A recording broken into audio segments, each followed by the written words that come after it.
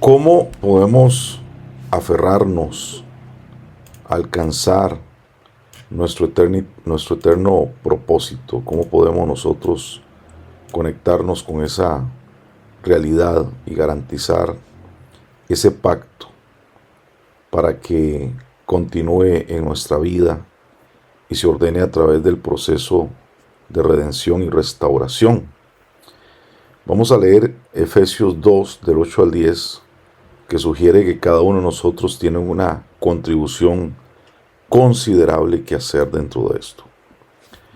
Leemos: porque por gracia sois salvos por medio de la fe, y esto no de vosotros, pues es es don de Elohim, no por obras para que nadie se gloríe, porque somos hechura suya, creados en Mashiach para buenas obras, las cuales Elohim preparó de antemano para que anduviésemos en ellas.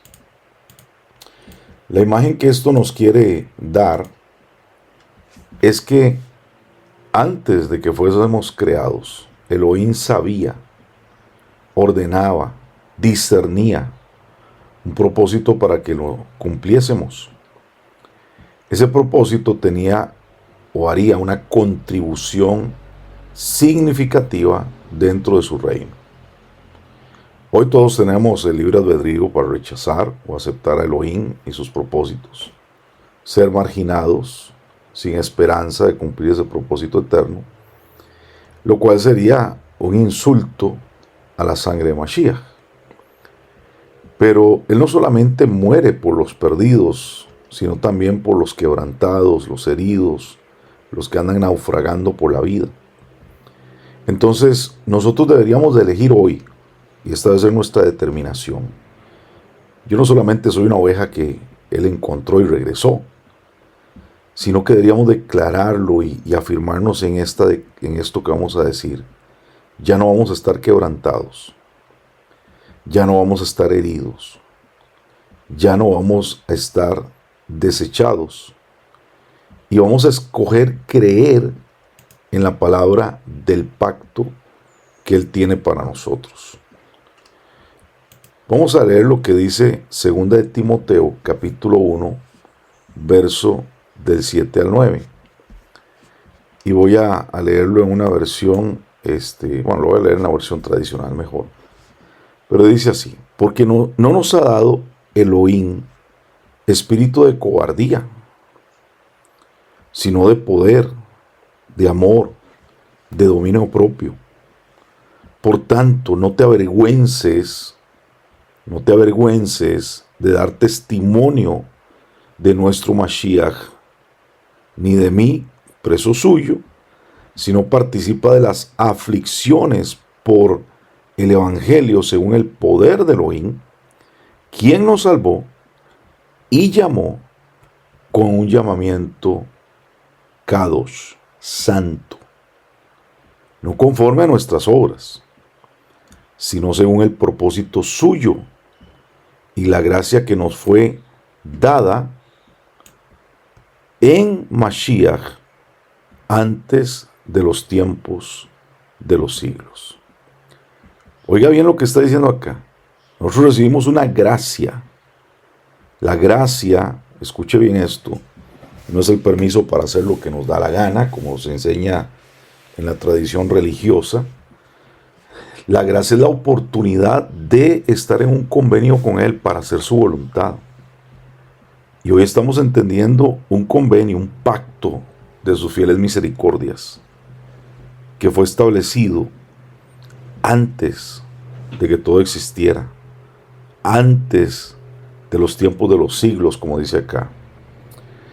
En este pasaje, si empezamos por el final de la progresión y trabajamos hacia atrás, tal vez lo entendamos un poco más sencillo. Elohim nos está asignando un propósito, nos ha asignado un propósito a cada una de nuestras vidas. Pero ese propósito es específicamente elegido y soberanamente establecido por Él. No está de acuerdo a nuestra capacidad, no tiene que ver con nuestras habilidades, nuestra humanidad, nuestra carnalidad.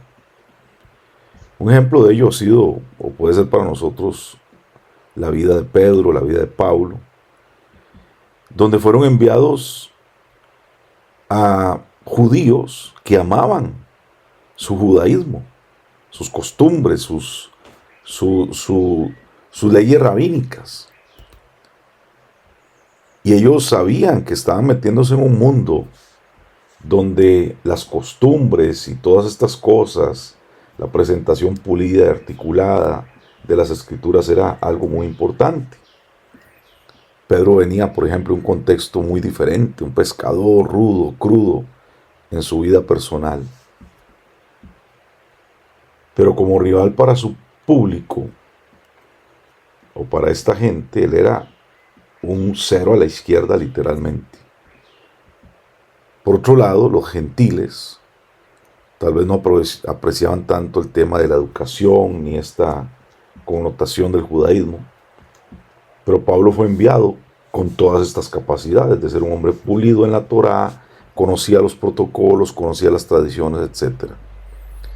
Entonces, pareciera que aquí Elohim como que hubiera revertido las cosas, y él asigna propósitos basados en su voluntad soberana, como que mejor hubiera enviado a Pedro a hacer lo que le tocaba con los gentiles y Pablo a hacer lo que le tocaba con los judíos.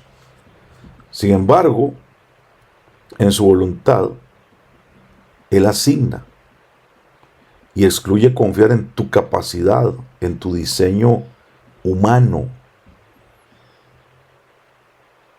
Y eso es importante reconocerlo. ¿Por qué? Porque muchas veces nos queremos aferrar al Shaul que todo el mundo admira. Y en lugar de estar viendo al David que está en el secreto. Y eso es algo que nosotros tenemos que valorar. Porque muchas veces creemos que es por nuestra capacidad, que es por nuestra fuerza, que es por lo que nosotros somos, en la humanidad que tenemos, en nuestra carne, que Él va a operar en nuestra vida. Y no es así. Si nosotros leemos, por ejemplo, 2 de Timoteo, aquí en este mismo capítulo, vamos a leer al inicio, 2 de Timoteo, capítulo 1, verso 1, dice lo siguiente, esto es bien poderoso. En la versión que tengo dice: Pablo, apóstol de Yahshua HaMashiach, por la voluntad de Elohim. Escuche bien eso. Recordemos que Saulo ya había tenido un cambio de nombre, ahora era Paulo. Y él está hablando y reconociendo que Paulo es un shelajín, es un apóstol, es un enviado por la voluntad de Elohim. Y dice que esto ocurre según la promesa de la vida, que es en Yahshua HaMashiach. ¿Qué quiere decir esto? Que todos nosotros, antes de venir a adoptar o a ser comprimidos en un ser natural, antes de eso nosotros teníamos una promesa de vida en Yahshua HaMashiach. Todos nosotros, para ponerlo en estas palabras, le firmamos un contrato al Eterno y le dijimos: vamos a ir a hacer tu voluntad a esta tierra. Vamos a ir a hacer lo que tú quieres que hagamos. Pero en el momento que ese ser eterno, esa Neshama, entra en contacto con la carne, se desconfigura. Y dejamos de ser Paulo y terminamos siendo ser Saulo. Y empezamos a perder diseño, y empezamos a distorsionarlo todo. Por eso es que Pablo empieza a reconocer que aquí él ya no es el rabino educado a los pies de Gamaliel, fariseo de fariseos, sino que él es ahora un sheliach, un enviado. Y que ese era el plan eterno, que esa era la voluntad del Eterno. Y es ahí donde él empieza a hacernos entender que no es por nuestro diseño natural que las cosas van a ocurrir. No es porque tú te ves en el espejo y dices: no, es que yo no soy, yo no tengo, yo no fui, yo nací en esta familia. Eso es lo que menos importa, mis amados. Lo que importa es el varón y la varona que está dentro de ti, que tiene que despertar, que se tiene que habilitar y que tenemos que empezar a tomar para posicionar en ese pacto de su fiel misericordia. Nuestras obligaciones deben ser de andar en el Ruach, porque ahí está nuestra asignación. No confiarnos absolutamente en nada de nuestra carne, porque en el momento que tú te confías en tu carne, todo se estanca, todo se detiene, nada funciona. Y aquí lo siguiente que nos damos cuenta sobre este proceso es que cada propósito exige un nivel paralelo de poder para lograrlo. Existen los diferentes propósitos, exigen diferentes niveles de poder. Y ahí donde estamos hoy, en un reto, en un desafío. ¿Vas a estar siempre en el propósito que has entendido o vas a ir a otro nivel? Para ese nivel necesitas otro nivel de poder. Necesitas estar en otra dimensión espiritual. Porque lo que te sirvió hace un año, o hace 10 años, o hace 20 años, ya no te va a funcionar hoy. Hoy tienes que estar en otra dimensión de autoridad, de poder, de posición. Y aquí debemos de tener claro que Elohim es la fuente de todos los diferentes niveles de poder. Ese poder viene de Él. Él no nos asigna un propósito que exija un nivel de poder para el cual no nos prepara. Él siempre nos va a preparar adecuadamente para poseer y administrar lo que Él tiene para nuestra vida. Por eso algunos se pueden preguntar, wow, este año o este tiempo sí que ha sido difícil. ¿Cómo he luchado? ¿Qué desafíos? ¿Qué pruebas? Amén. Alégrate. Es porque Él está preparándote para un propósito mayor, para una manifestación mayor de su poder. Y el principal calificativo nunca ha sido nuestra capacidad o nuestra habilidad o nuestro nivel de educación. Siempre ha sido nuestra voluntad en obedecer al Ruach HaKodesh, ponernos bajo su dirección, su liderazgo, y que cada propósito entendamos que exige un nivel de potencia espiritual. Y cuando nosotros hacemos coincidir este propósito con ese nivel de poder, entonces vamos a entender que esto requiere también, lamentablemente, y digo lamentablemente porque no es fácil, una medida apropiada también de sufrimiento. ¿Quiere que el Eterno que suframos? No, es que nuestra carne va a sufrir porque no quiere soltar. Por eso Él dijo, el que quiera venir en pos de mí, niéguese, tome su cruz y sígame. Y vas a tener que hacer morir todas las operaciones carnales que han estado configuradas en tu vida para determinarte a avanzar en el nivel de poder necesario para cumplir tu llamado. Y este proceso de preparación está definido en algunas cosas que en otro contexto vamos a profundizar en ellas, pero inicia, por ejemplo, con nuestra inmersión, nuestra tevilá, nuestro arrepentimiento, y tenemos que aprender a experimentar también la copa que Mashiach tuvo que beber, porque Él dijo, si no pasas por esto, no eres digno de mí. Y eso se lo preguntó Jacob y Johanán. Le preguntaron que si algún día alguno de ellos se podía sentar a la derecha y otro a la izquierda en su gloria, en su reino. Y la respuesta inicial no fue un no. La respuesta fue, están dispuestos a someterse a la copa y a la inmersión con la que yo tengo que ser procesado. Entonces quiere decir que sí, podemos tener niveles de autoridad, pero tenemos que beber de esa copa. Tenemos que pasar por ese proceso, el cual es inevitable. Vamos a sufrir, ¿por qué? No porque el Eterno quiere que pasemos mal nuestra vida, sino porque estamos descomprimiendo un diseño eterno de un cuerpo limitado, carnal, en el cual nos hemos sentido seguros, confiados, nos hemos sentido bien toda la vida y creemos que desde ahí vamos a hacer las cosas que Él tiene para nosotros, y no es así. Hay que morir, y el morir no es bonito, el morir no es fácil, el morir requiere proceso y no hay otro camino. Y cada propósito importante no solamente tiene el poder necesario para llevarlo a cabo, sino que tiene un precio de preparación. Y este precio de preparación se divide en dos ámbitos. Vamos a ver lo que dice Marcos 10:38. Entonces Yahshua les dijo: no sabéis lo que pedís. Podéis beber del vaso que yo bebo, o de ser bautizado, o ser inmerso con esta inmersión que yo voy a ser inmerso también. Entonces, hay algo importante dentro de esto que debemos de atender, que tenemos que estar claros, que tenemos que abrazar, aunque no nos guste en la carne, pero sin inmutarse, sin dudarlo, sin entender.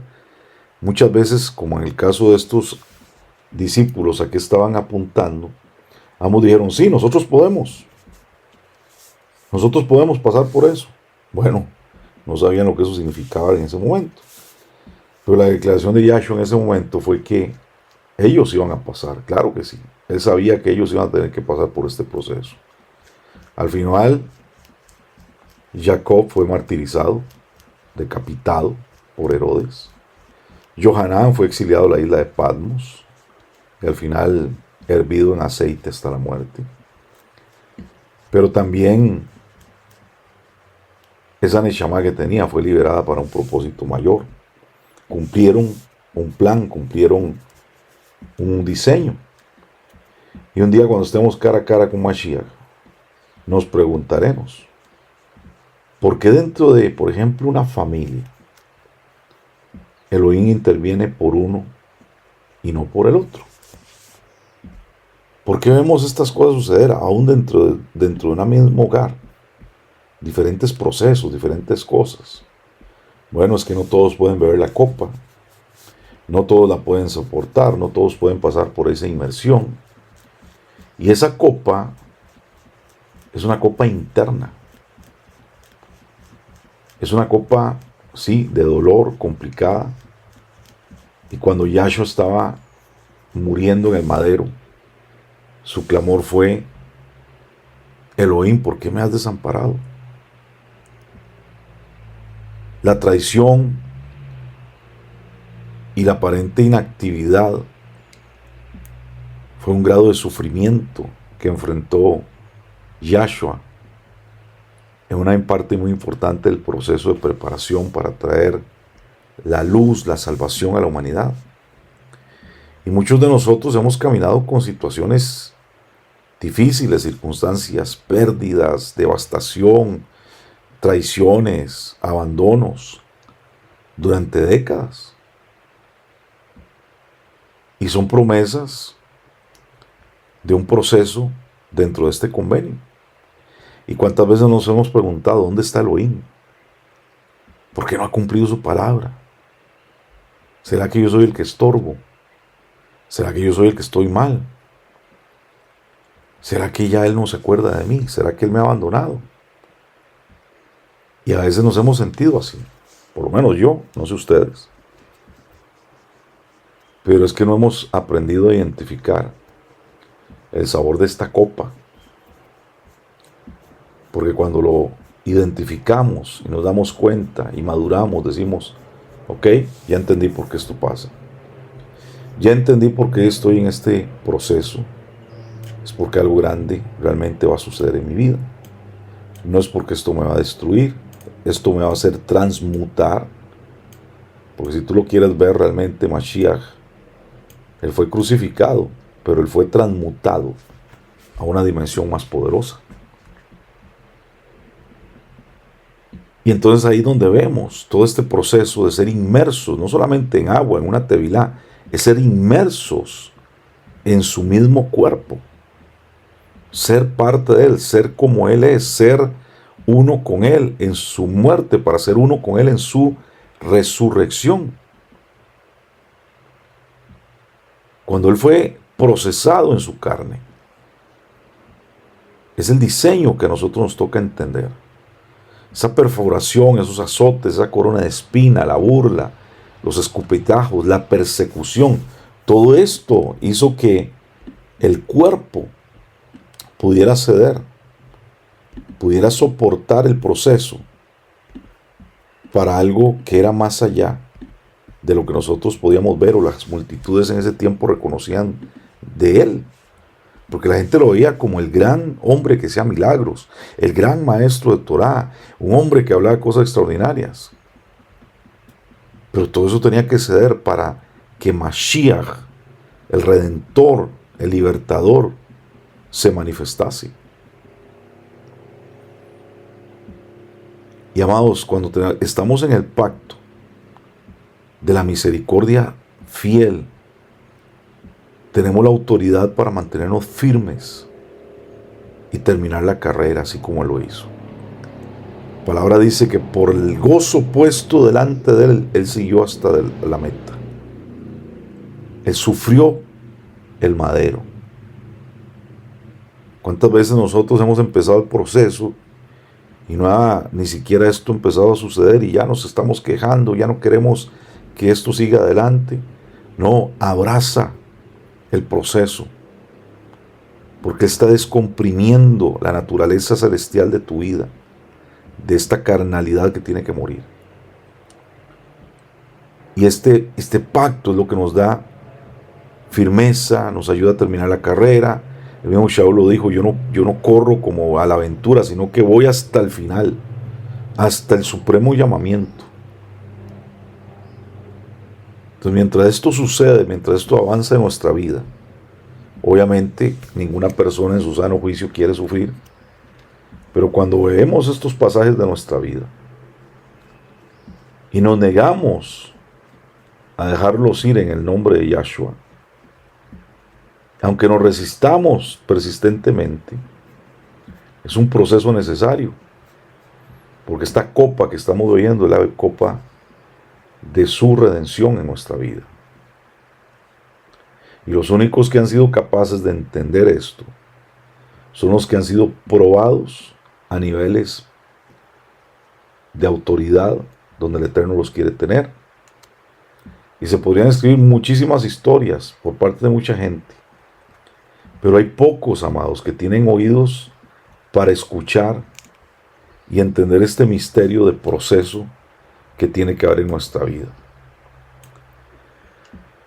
En el pacto de la misericordia segura, en Isaías 55, nos da una plataforma para reclamar una promesa que también está en Isaías 54, 17. Y esta promesa de Isaías 54, 17 dice: ninguna arma forjada contra ti prosperará, y condenarás a toda lengua que se levante contra ti en juicio. Esta es la herencia de los siervos de Yahweh, y su justicia proviene de mí, dice Yahweh. ¿Cuántas veces hemos declarado eso? Ay, no hay arma forjada que contra mí se pueda levantar. Ok, está bien, vas a vivir tu proceso. Vas a ser un valiente que va a tomar verdaderamente una posición en batalla, o te vas a quejar por la batalla. Entonces es un verso que la gente proclama religiosamente.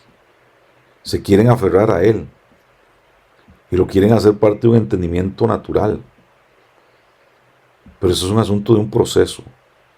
Y una vez que hemos recibido el perdón, hemos recibido justificación, hemos recibido la justicia, entonces tenemos la fe para caminar en esta redención que exige mantener un corazón limpio, inmaculado delante del Eterno. Porque Yahshua derramó su sangre para que pudiésemos caminar sin culpa ante Él y tener la plena medida de emuná para confiar en Él, para llevar a cabo su propósito. Su propósito es un misterio. Y si bien, por ejemplo, la Tanaj nos enseña claramente sobre el pecado de David con Betsabé, el asesinato de Urías y todo eso que conocemos, cuando se trata de leer también la historia de David hacia el futuro, hay silencio. Más adelante nunca se menciona el pecado de David. Nadie lo acusa, nadie lo señala. ¿Por qué? Porque su fracaso fue redimido. Y nosotros debemos también entender que nosotros somos redimidos de nuestros fracasos. Y tenemos que aprender a caminar en esta realidad. Pero si nosotros queremos caminar en esa realidad, tenemos que caminar como David caminó para poseer esa promesa. Sí, hay que pasar por dolor, sí, hay que pasar por vergüenza, sí, probablemente tengamos pérdidas, pero al final, como leímos la última vez, nos limpiaremos, nos ungiremos, nos vestiremos, nos sentaremos en el trono y seguiremos gobernando juntamente con Mashiach. Él, el Eterno, nos ofrece esto, pero nosotros debemos elegir aceptarlo. Cuando leemos la escritura en la orilla de Shah, se proclama la victoria de David. Se declara el cumplimiento del propósito eterno para su vida. Se habla del establecimiento del reino que se cumplió en Yahshua Mashiach. Y entonces la vida de David es aplaudida. Hoy lo vemos en casa de Judá, la honra que se le da a David. Nadie lo acusa de adúltero, nadie lo acusa de asesino, sino que se honra su posición. Y nuestra vida no tiene por qué ser diferente. Es que han hablado mal de ti. ¿Quiénes? Los que te conocieron ayer. Ya, suelta los del ayer. Es que piensan que yo soy así. ¿Pero quiénes? Los que te conocieron ayer. Probablemente si tú vas a preguntar quién es el Roe hace 20 años, mucha gente va a tener una opinión negativa de mi persona. Mucha gente te va a hablar mal de las cosas del ayer. Pero yo no puedo estar sentado en el ayer. Yo tengo que estar parado en la gloria que el Eterno ha determinado que esté por venir para mi vida. Porque mucha gente te conoce del pasado, pero solamente el Eterno te conoce desde el futuro, desde lo eterno, desde lo sobrenatural que va a suceder en tu vida. Entonces, el contexto de ser un hombre conforme al corazón del Eterno tiene que ver con una mentalidad militar, guerrera, de hacer su voluntad. ¿Por qué David tenía un corazón conforme al Eterno? Porque él, a diferencia de Shaul, que se negó a ejecutar al enemigo, que se negó a matar a Goliat, David se ofreció como voluntario. Shaul tenía la responsabilidad de confrontación a Goliat, pero su cobardía lo tenía atrapado. Y David, que no tenía responsabilidad en esto, se ofreció como voluntario. Y eso es tener un corazón. Eso es tener un corazón conforme al Eterno. ¿Y sabe por qué David asumió ese rol? Porque ese maldito filisteo blasfemaba usando el nombre de Yahweh. Blasfemaba burlándose de los ejércitos de Yahweh. ¿Cuántas veces hemos visto gente pisoteando el nombre de Yahweh, manipulando con el nombre de Yahweh, escondiéndose detrás del nombre de Yahweh para hacer fechorías? Y nosotros nos conformamos con eso. ¿Estamos dispuestos a movernos militarmente y ser la mano de justicia del Eterno? Porque esto no tiene que ver con tu fracaso moral. Esto tiene que ver con tu disposición de defender la honra de nuestro Rey. Y así como Elohim redimió el fracaso de David y le permite completar su asignación, nuestros fracasos no son diferentes. Nuestros fracasos van a ser redimidos, así como sucedió con David, para que podamos completar las asignaciones que Elohim nos ha dado. ¿Y todo para qué? Para que su reino sea edificado en este tiempo. Somos responsables, amados, de que el reino se manifieste. Somos responsables de que las cosas empiecen a ocurrir. Hoy hay tantos paganos en este mundo burlándose y blasfemando del nombre del Eterno, blasfemando de sus diseños, blasfemando contra los diseños que Él ha establecido eternos, pisoteando su Torah. Y nosotros no nos podemos quedar callados. Tiene que haber un celo en nuestra vida por defender la honra de nuestro Rey y entrar a tomar las acciones correspondientes. No solamente enojarnos, no solamente alterarnos, sino ejecutar también sus justos juicios en esta tierra. Así que, mis amados, que el Eterno nos haga entender esta autoridad asignada, este poder que conlleva, porque Él quiere que nosotros realmente entremos en una dimensión de autoridad militante por causa de su reino. Rey, ayúdanos a entender tus planes, tu voluntad, y que toda mentira se disipe alrededor de nuestra vida. Todos esos miedos, esas cobardías, esos temores, esas conversaciones que no nos permiten avanzar, esas conversaciones que lo único que hacen es estancarnos, Padre, que todo esto sea removido de nuestra vida. Y que caigamos en cuenta definitivamente de que debemos de ser íntegros delante de ti. Que hagamos morir en nosotros las obras de la carne. Que hagamos morir en nosotros todo lo que nos limite, nos estanca. Y que se descomprima ese varón y esa varona que tiene la autoridad para hacer cosas extraordinarias en tu nombre. Porque no se trata de nuestra capacidad, sino del diseño eterno que tú pusiste. Y queremos ser fieles a esa visión, a ese llamado, a esa promesa de vida. Padre, danos la emuná, la fuerza para romper los esquemas y poder manifestar la gloria que está por venir en medio de nosotros. Toda Rabá Rey por este tiempo.